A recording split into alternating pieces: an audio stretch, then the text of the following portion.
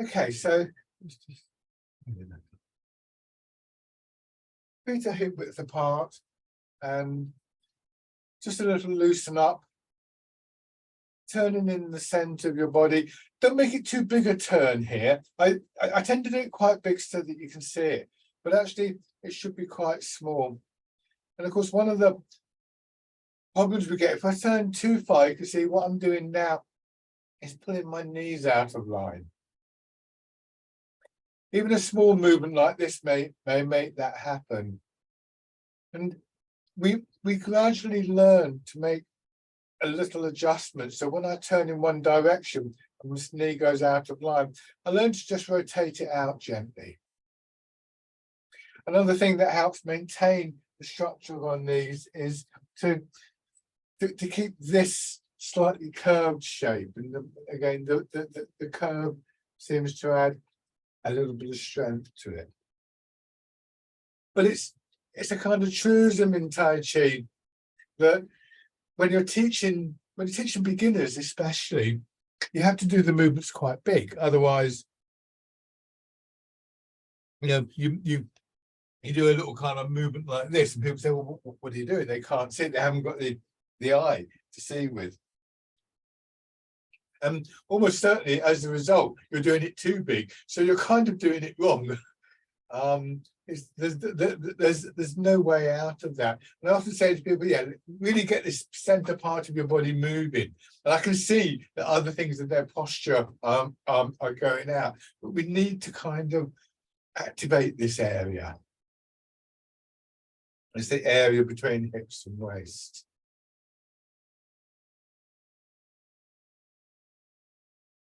But in fact, it's quite a small movement, really. In the depth of the hips is all you need, because it builds up through your body quite naturally.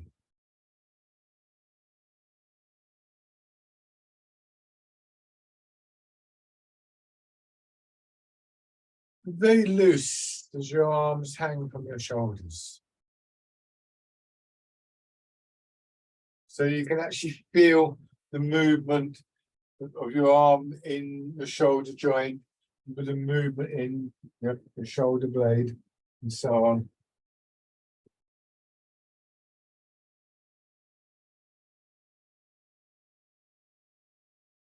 You feel the weight of your arms hanging from your shoulders. Spread your fingers out a little bit. Notice whether, sometimes we find ourselves just gripping unconsciously.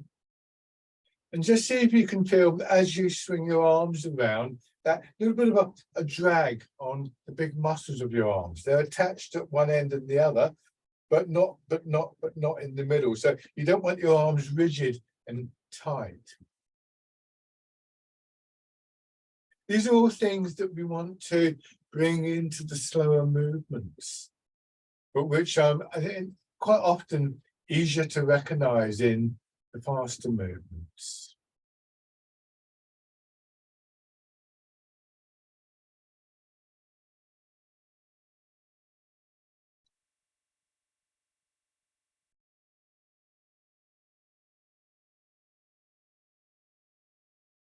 And then raising your arms a little.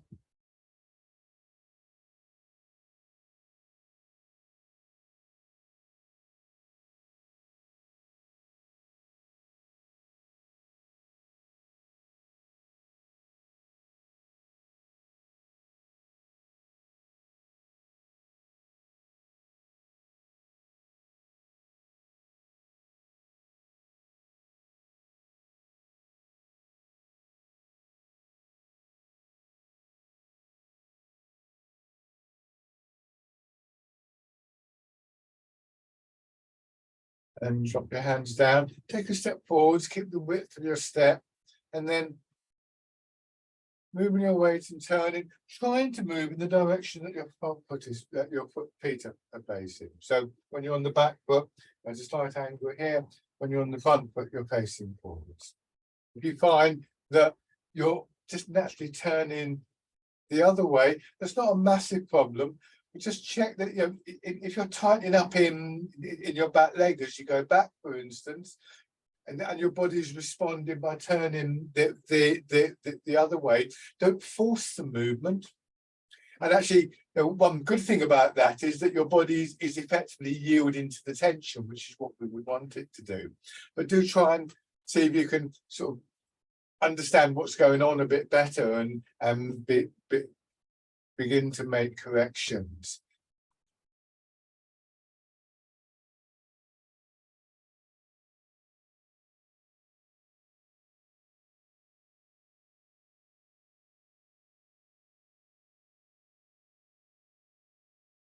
And then on the other side.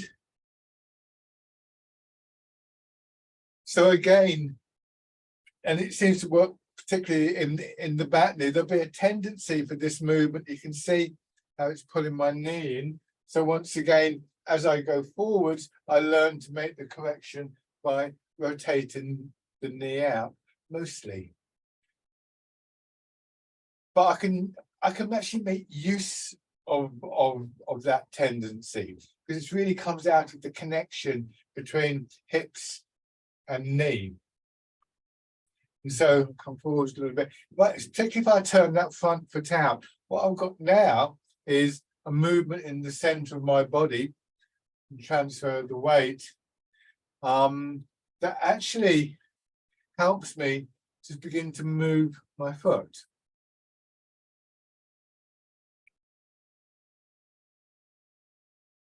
So we begin to feel the connection from that central part of the body, not just to our upper body, but to our legs as well. It's the center of the body, so it connects to all areas. It's just, it's not so clear, I think. And as always, it's always that little bit harder to sort of get that sense of awareness into our legs.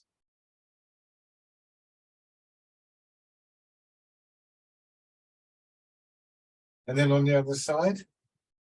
So first of all, fixed step.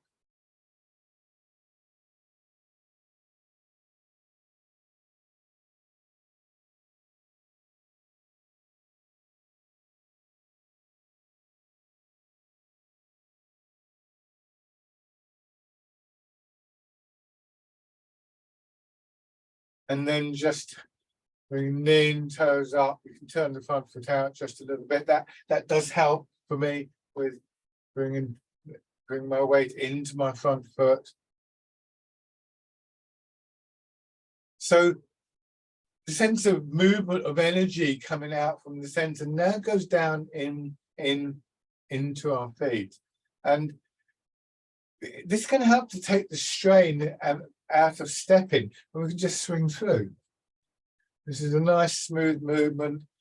Oops, I was about to say I'm going to exaggerate, but that is a classic thing, what happened. But if I do exaggerate, and this really is wildly exaggerated, can you see what's happening?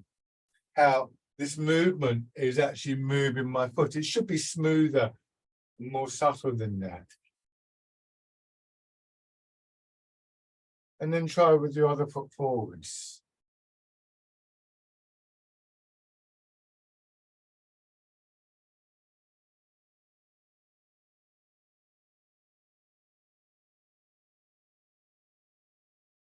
Good, and then just shake out. So it's quite a nice way of just energizing your legs. And it's really just the same set of connections that we would use walking down the road, except we tend not to turn horizontally, but we tend to get that angling forwards. And that brings the foot up. Otherwise, we can end up, the leg is quite heavy. So it's an interesting exercise, that one. So now just stand in and get a sense of orientation within your body, aware of the pull of gravity and so on and so forth, but also in the space that you're in.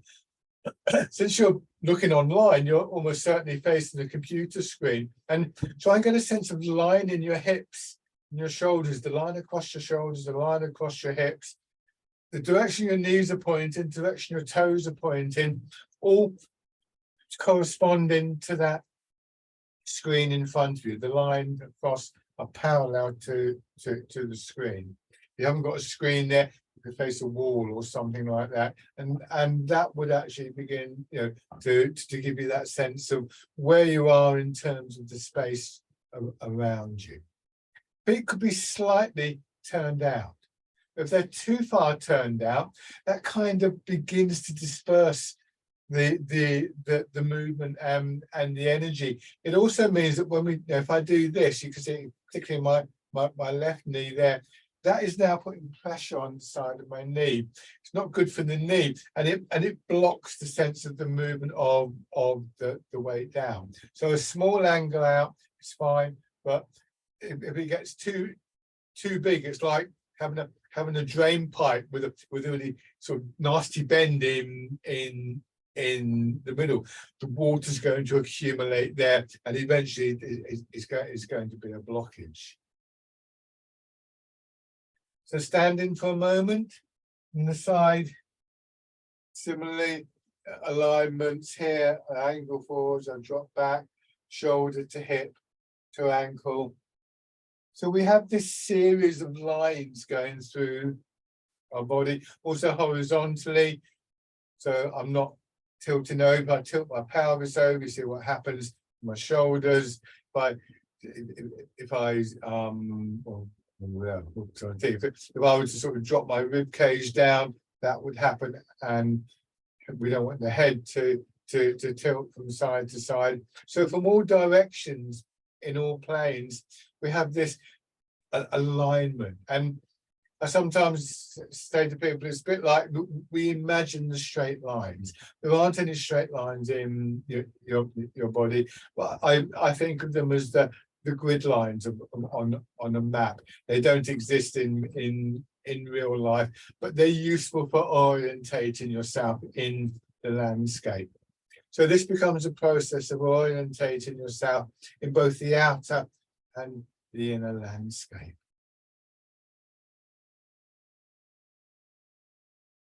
And then letting your hips drop back and pushing up. And when we've got that sense of orientation, movement is easier.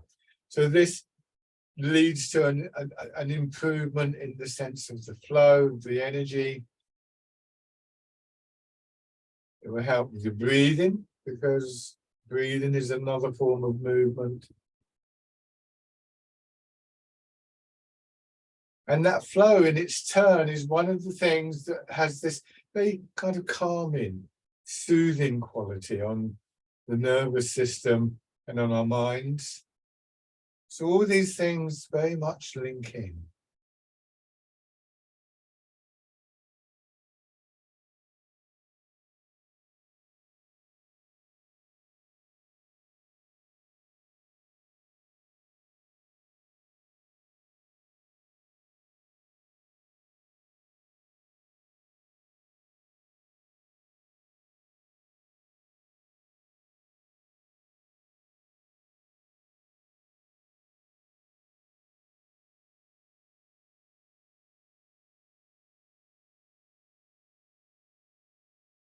And then change into the wild goose.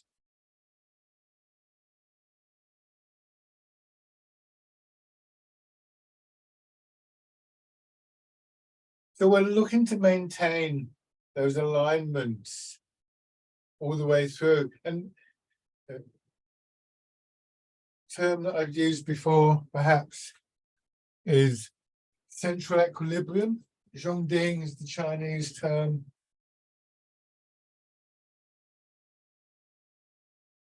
And that becomes a very distinctive quality, a very distinctive feel.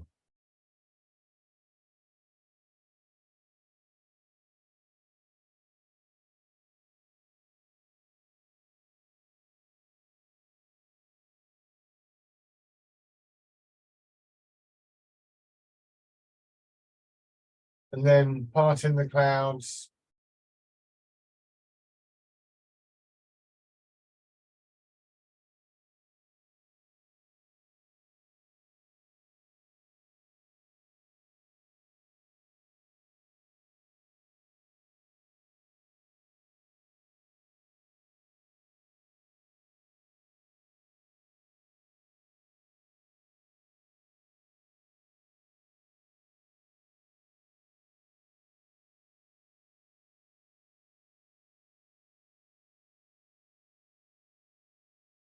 So it's quite challenging to maintain those alignments. I talked before about how we find a position for our arms and our hands, and you see just there, I'm slightly forwards.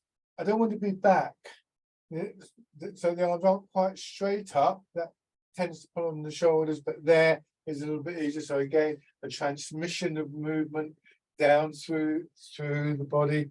The two principal movements that we're allowing through our body, the pull of gravity is drawing us downwards, and we yield to that. And the response to that in our bodies is the pushing upwards. This is a very key energetic cycle. And then dragon plucks the stars from the sky. Now, to get a sense for how that cycle can feel, we make this quite a big movement in hips. Again, I'll come a bit closer. Now you can see my hips are going down and up, and the hips push up through the ribs and the shoulder, and so on and so forth. However, we're not entirely dependent. We don't want to be dependent on that alone. And so long as we've got a posture that allows the movement through the body in both directions, so we've got the alignments and we're not blocking it, we can continue to make use of that cycle. And one way you can build that is to make this movement, up and down movement in your hips, gradually smaller. And the ideal would be that you're in this basic Wu Chi position, but aware and familiar with and working with the movements that are happening in your body. Whether your hips go up and down or not, whatever position your hips are in, gravity is still working on you. We just want to make sure that's unhindered. So we can move between the two. You can feel that movement. Perhaps when you cease to feel it, go back to the bigger movement, train your attention to recognize it, and start all over again. So that the movements gradually become more subtle, more internalized.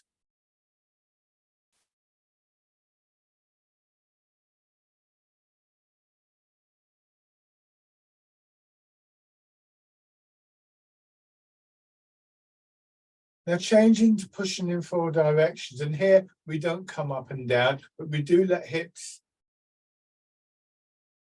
buttocks, lower back hang, and you can see it's there. I don't try and do it from here. This stiffens up. The gravity is still working, but it's actually working on your knees. We really don't want that. This allows it down into the ground and releases the potential springiness of our body that is then directed through the center. So we expand from the center and contract back into it.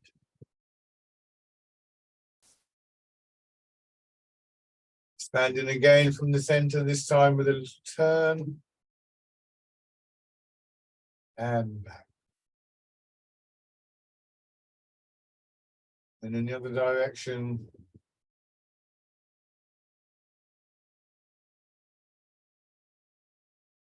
And then finally facing the front and pushing out.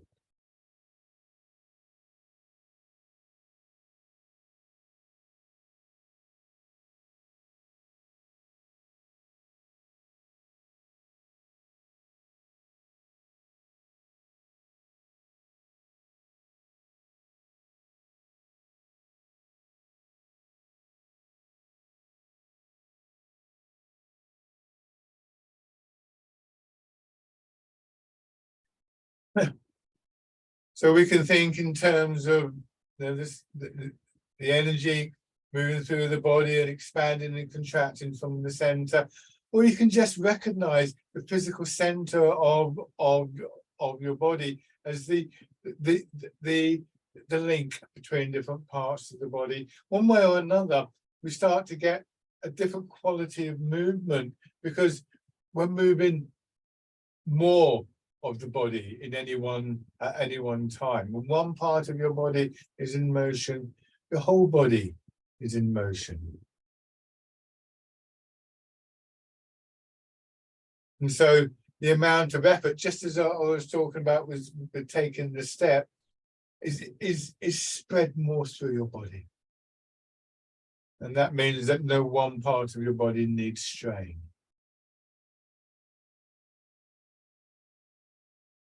So now, changing, circling palms, expansion, pushing your arm away.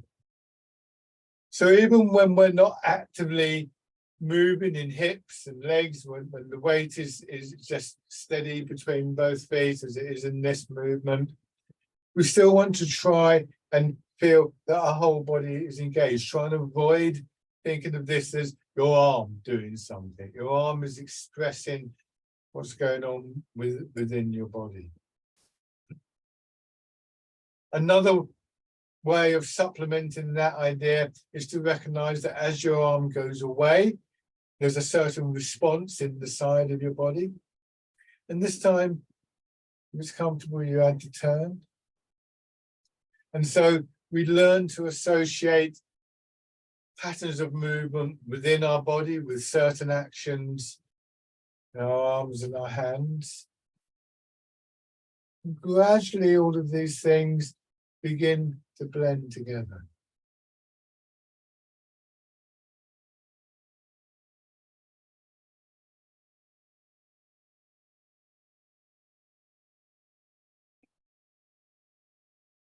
Okay, and then change sides. And in general, I would say all of these things are things that we learn from the outside in because we're copying a movement. You see the external movement, you don't see the internal movement.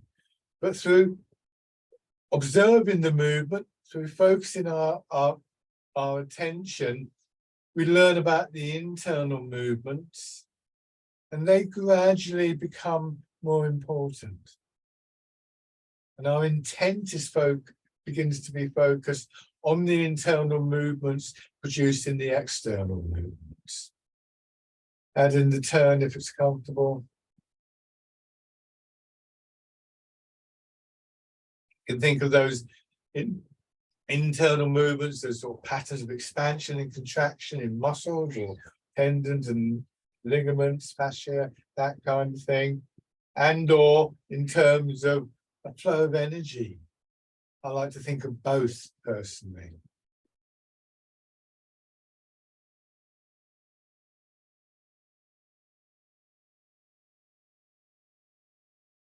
And then row the boat in the middle of the lake.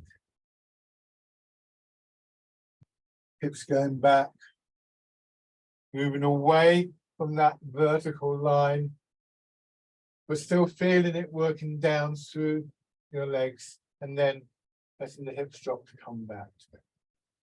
So for that vertical line still to work for us, our hips need to go back. If I just tilt forwards, then I will fall forwards.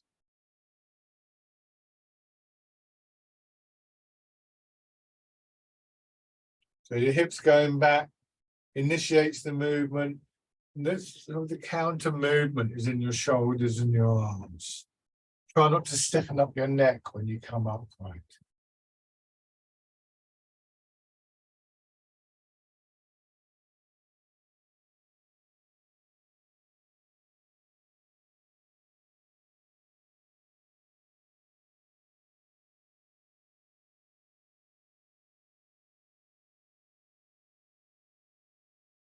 And then polishing the table.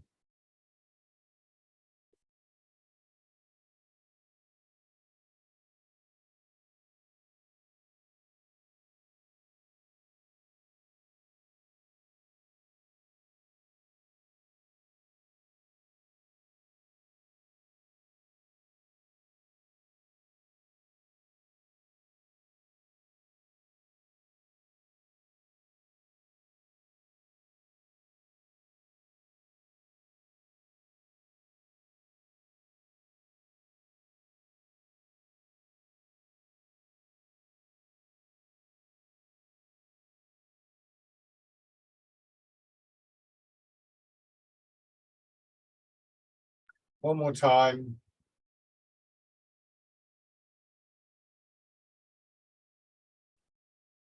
And just stand.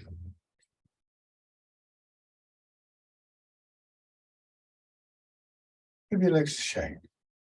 So all of these things really come out of the familiarity with the movements. But as we get more familiar with that aspect of the movement, if you like, the internal aspect, or however you think of it, then we can begin to recognize that more effectively, even in movements that we haven't come across before.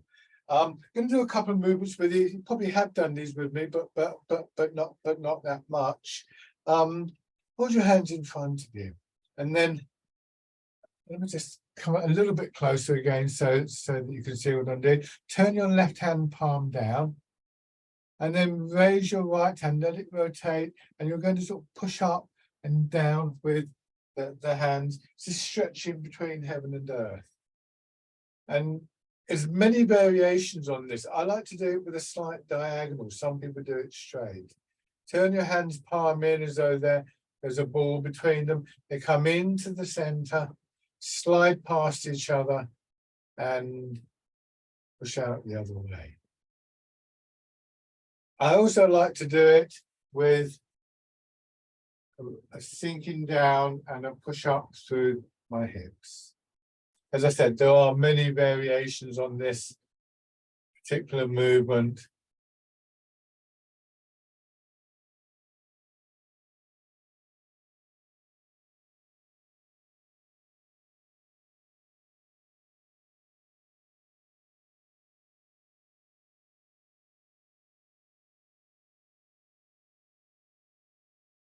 It comes from a set of movements called the 8 strands of the brocade.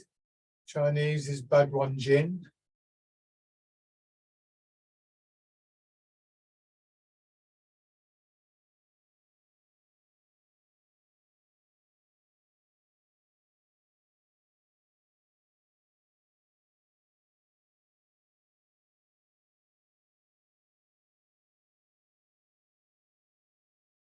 So a couple of little variations on this movement. The first we can do with a turn. So and as you push up, just turn your body in the direction of the top hand. Come back to the middle. Do this very carefully, as always.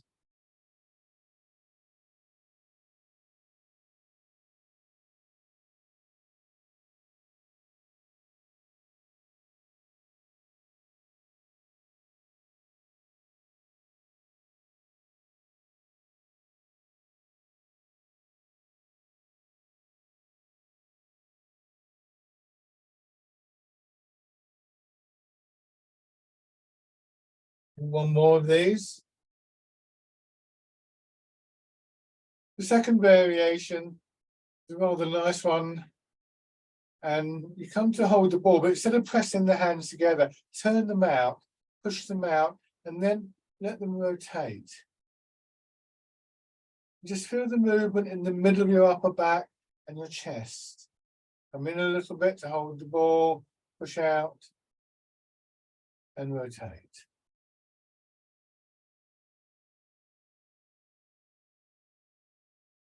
It's rather nice for the upper back, and I find if I'm stiff in my upper back, this is quite good.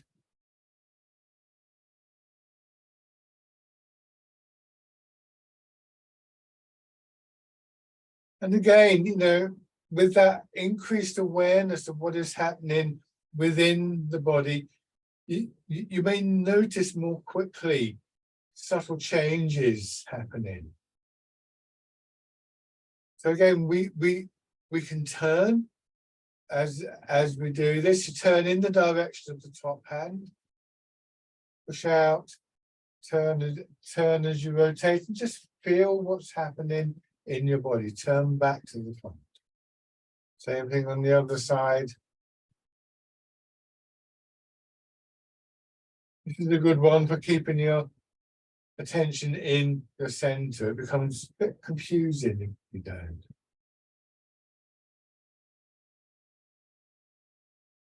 So rather than trying to flap your arms around, try and work out from first principles what's happening in the body. Otherwise it gets confused. It's like, oh, this hand's doing that, but it's not. It's one movement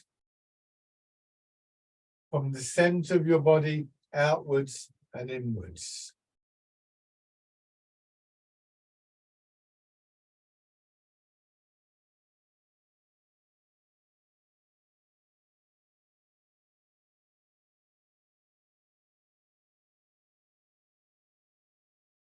One more time.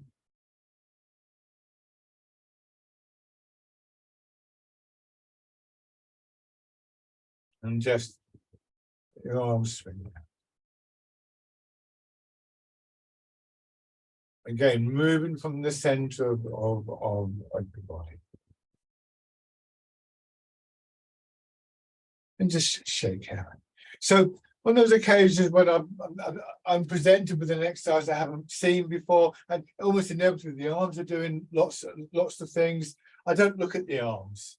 I look at what the center of the body's doing, and I look to see if there's anything interesting and noteworthy happening with my feet and my legs. And when I've got a sense of what's happening there, only then would I try and sort of like sort out the arms. You know, if I'm here to, oh, am I going to go back here? And it's, you know, it's all over the place. But actually, if you look at what we were just doing, basically this is the fundamental movement along with this. So neither movement on their own are complicated. It's like, oh God, what's it? Yeah. So we learn increasingly to move from our center. We learn increasingly to move in a centered way. So let's apply that to Part the Wild Horse's Mane. So into a wider stance. So the fixed step version of Part the Wild Horse's Mane. Sink your hips down, moving your weight across, and turning in the center. Hold the ball, push back into your right, feeding the right hand out, and then back. The weight moves, your center turns, and your arms will begin to follow. It's only when you feel that following that you then think about, you know, exactly what you want to do with your arms. Are you, you know, is it swinging out? Is it going up? Which way is the palm of the hand facing, and so on and so forth. And if you think about this, there's a lot of similarity between what your hands are doing. They're coming to hold the ball. They're going to start to press together. The top hand's going down, and then the bottom hand's going to go up. It's basically what we were just doing in stretching between heaven and earth. So the variants come in the way our weight is moving and the center's turning. And in the intent, there's a slightly more horizontal feel. It's not just straight up and down as it was in stretching between heaven and earth. There's a swing out as well.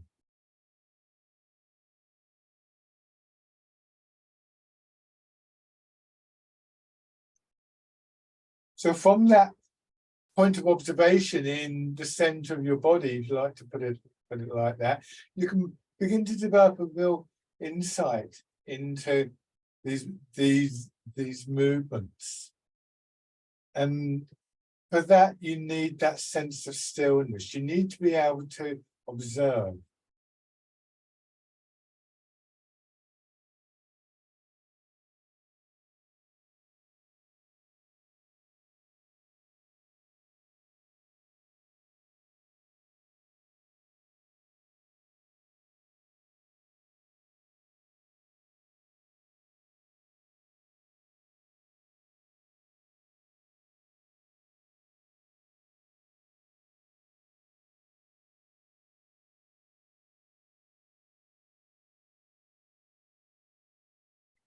One more on each side.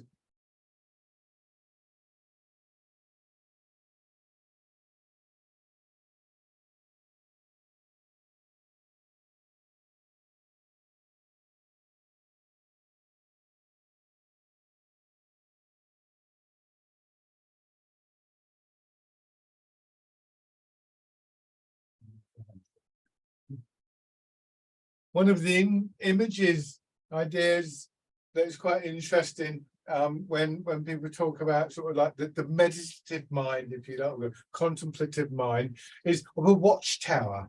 And if you can imagine a watchtower on a boundary or in the middle of a forest or something like that, rising up. And if you wanted to see what was going on in the area around you, you'd go up that tower and you'd stay there. And so it has this image of being able to, being something that you can look out for. And the same is true for the center of the body. Interestingly, one of my early teachers used to talk about this basic posture as being like standing on a hill looking out over a valley. So you're standing on the hill and you're just able to observe the valley. You could think of standing by the seashore looking out towards the horizon, so you're aware of the whole vista. An essential part of all of those is the quality of stillness. If you're looking around, if you're moving around all the time, you can't see. You have to be prepared to stand and watch. So it's also in the center of the body. Not only do we find the physical connections, but these kind of connections of the different strands of Tai Chi, the physical, or the meditational, the energetic, and so on and so forth. Now have one foot forwards and beginning to transfer your weight.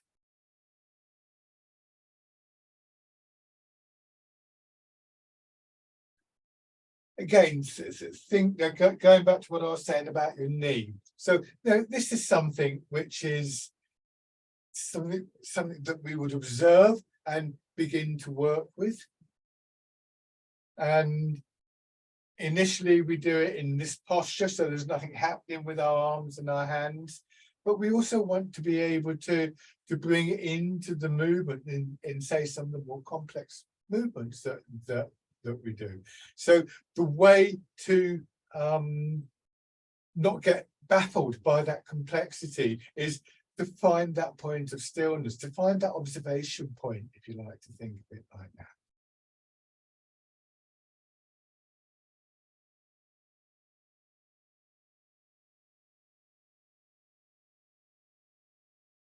What I'm trying to do is to maintain a posture that's again aligned with the screen in front of me, my hips, my shoulders parallel.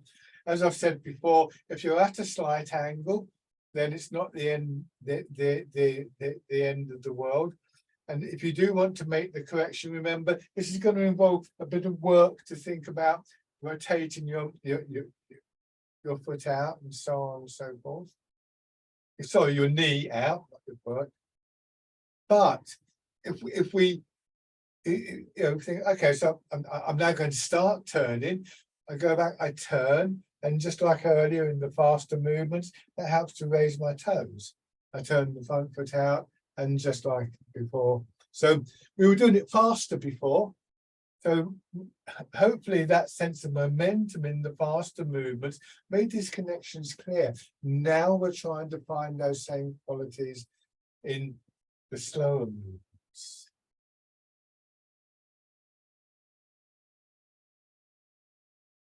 I'm exaggerating this a bit, by the way.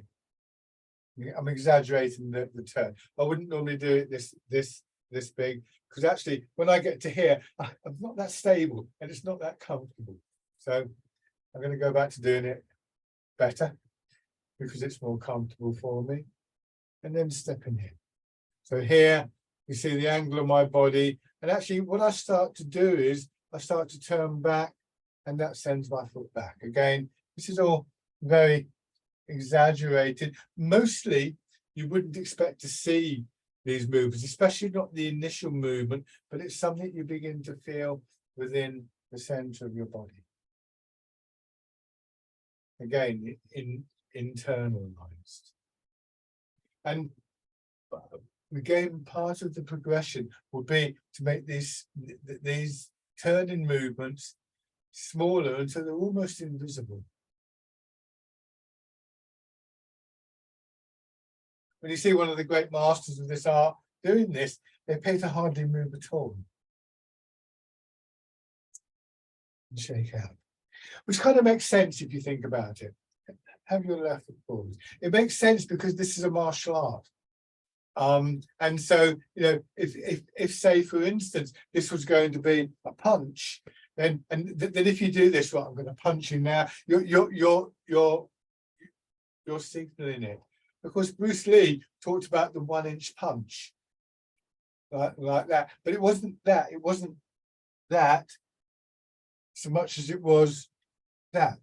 A small movement here, and that's that. And you know, I've seen people do that kind of thing.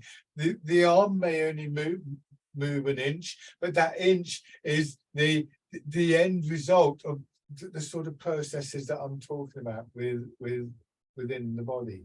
So the punch or the strike wouldn't be telegraphed to your opponent.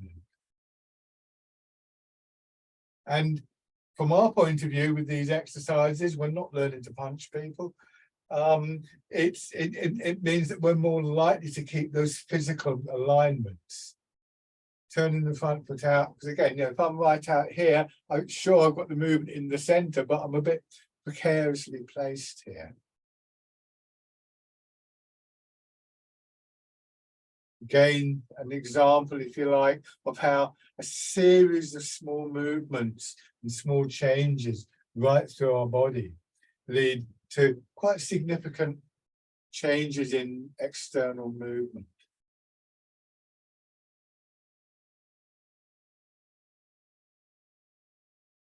Stepping in. So if we can get this, for a step like this, we're not going for speed or anything like that, power. Actually, the only extra thing I need to add at this point to move my foot is to raise my knee. Considerably less effort in my hip and my leg. And I start to get this lovely feeling of my leg floating through the air in the same way we get with the arms. So if you remember at the beginning of the class, I talked about the muscles of our arms having that kind of soft quality. So does your moving leg. Stepping through.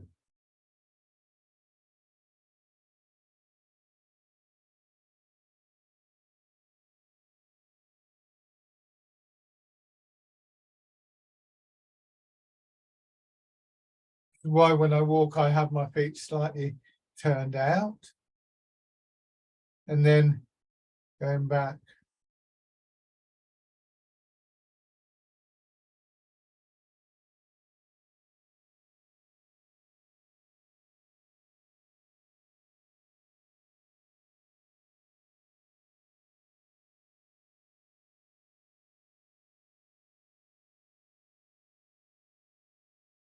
Good. And if I'm not having to kind of like strain to move my leg, the flow of energy through the leg is much smoother, much better quality, and I'm not having to sort of like throw my posture out, so my stability is much better, in theory. So now have your right foot forwards again. So when we do a movement like, as we will do soon, what was I going to say? Yeah, dragonfly skims the water. You know, this can be an awful kind of strain. And so, oh no, I can't balance. But actually, when we bring all these other movements together, it isn't necessarily a strain. So before we do the movement, have one foot in front of you, have your weight back, have your right foot forwards, and just bring the foot in a little bit and raise the knee. So one way we can do dragonfly skims the water is just to raise the knee and to take an ordinary step.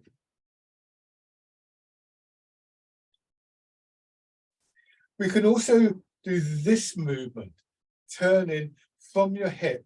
And it's important you get the turn from your hip, not just twisting your ankle around or your knee around. Now, both of those are movements which, if there isn't if there's a strain in the hip or in that area, you could do this. It's like, oh, it's throwing the pelvis out or something like that. So if you try and do it with that straining, standing on one leg, you're sort of already twisted over. So we practice this and we bring into account all those other things that I'm saying. And so the final way we can do the dragonfly is this. This is that, that line across my pelvis, the horizontal line there remains pretty straight. And if it does go slightly offline, actually my aim is to straighten it up again. So try that with your other foot forwards, rotating your hip to raise your knee. Your foot will come up, of course. So this is a vertical rotation in your hip. We can also do a horizontal rotation in the hip joint to change the angle of the foot. And we can combine them into this movement.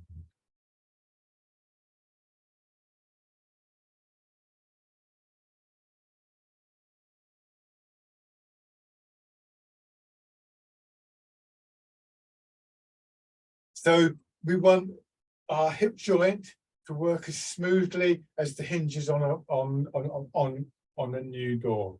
We don't, and we want those alignments that I was talking about to work for us, and we want to maintain those alignments. We want our weight to be sinking down. If you're like this, then if I stiffen up my hips and I try and do what I've just done, I can't do it. I've got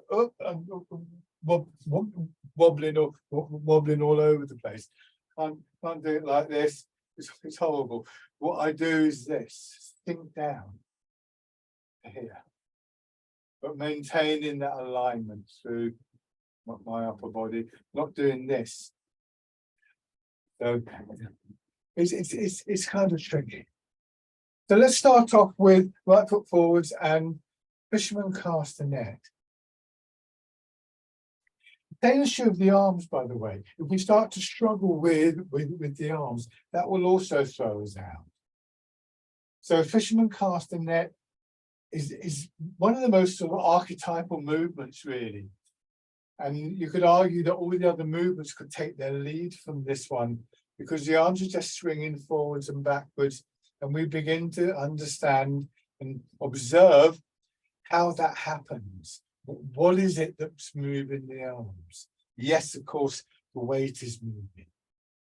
But there's other things happening as well, those internalized movements. Bringing our attention to them begins to amplify them. We take that process of observation and we focus in on certain details. Right? Standing on the hill, you look out over the valley, and then you notice something interesting and you look more closely at that.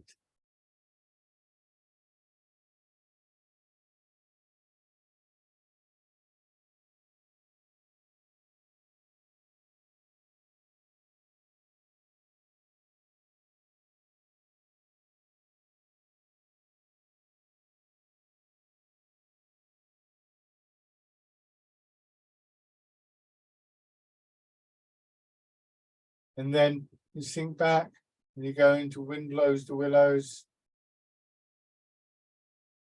Turning, still settling in the supporting leg.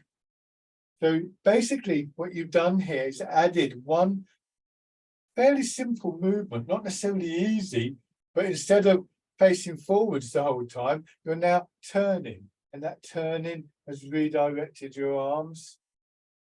There's a little bit more of a swing, and we're also very aware of the process of expansion and contraction within the body.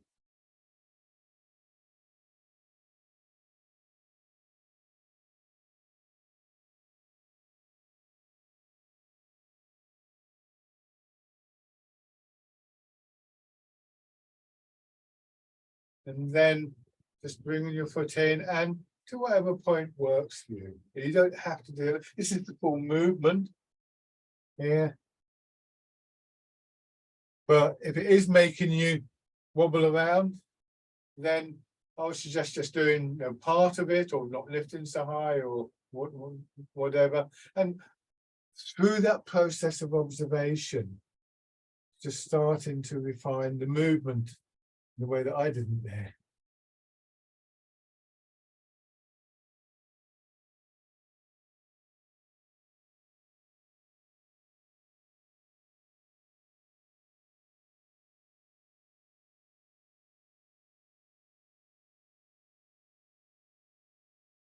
And shake out. So now, left foot forwards, fisherman cast the net. Trying to keep that alignment across there. If you are slightly out, your arms will go that way and a little bit. So ideally, thinking about that alignment with your external environment. So again, that process of observation is all round and on all planes, observing what is going on within the body and outside your body, and how the inner and the outer are interrelating.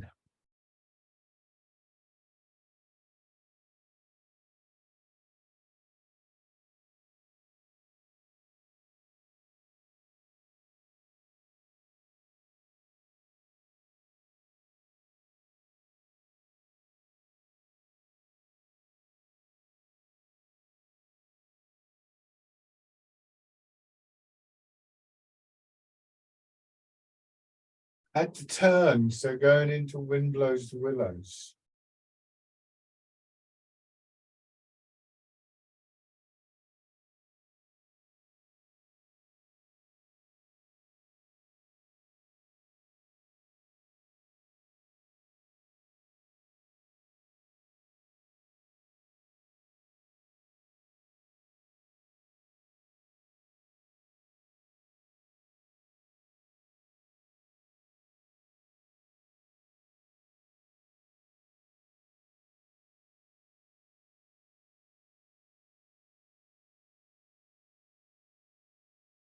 Stepping into the movement.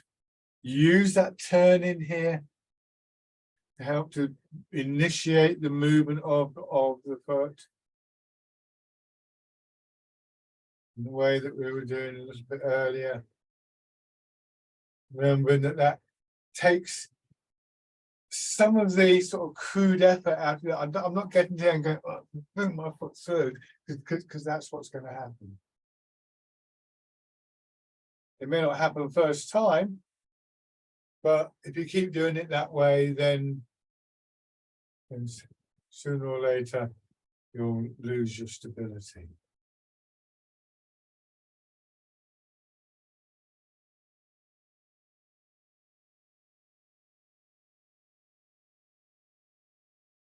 And then start to step through. The hip dropping down, take your time.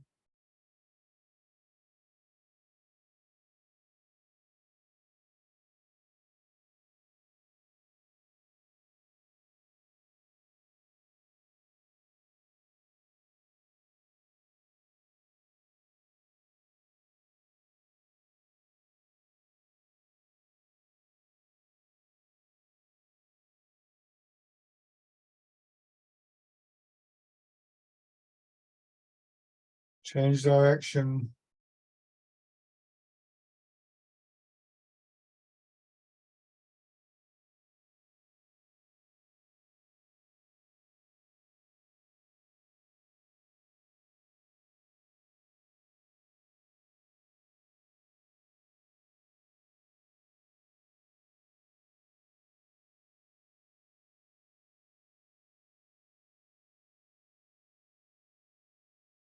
And bring your feet parallel. Good, shake it.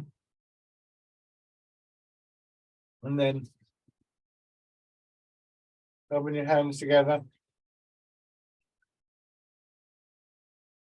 Tapping over your face.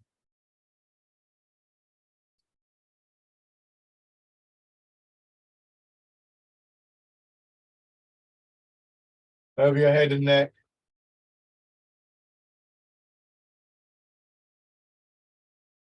Down to one shoulder and your arm.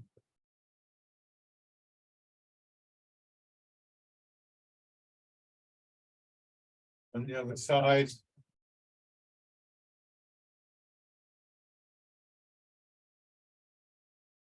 Into your back.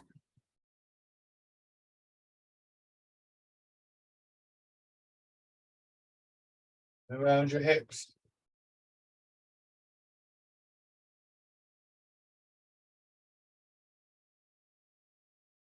Your legs.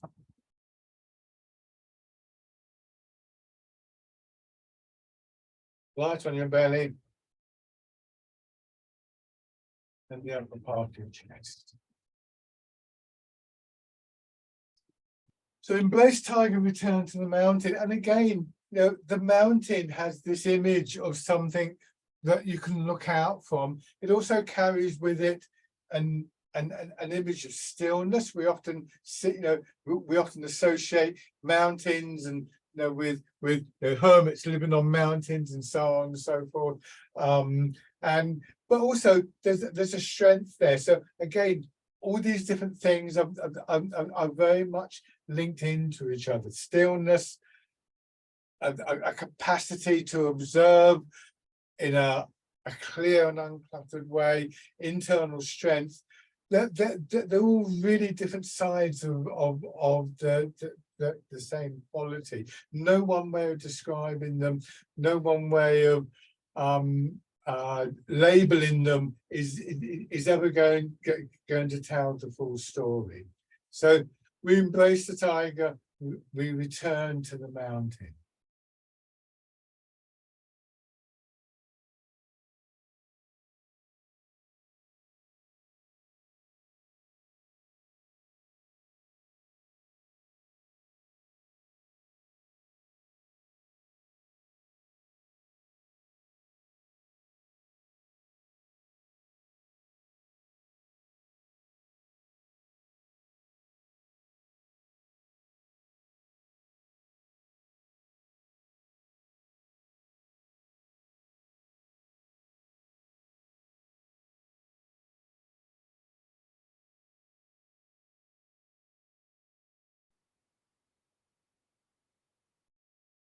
One more time.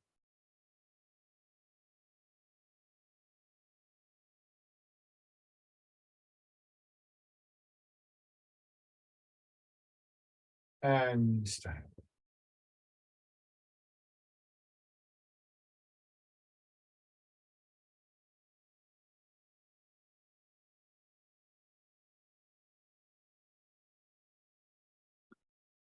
Shake out. Thank you very much, everybody.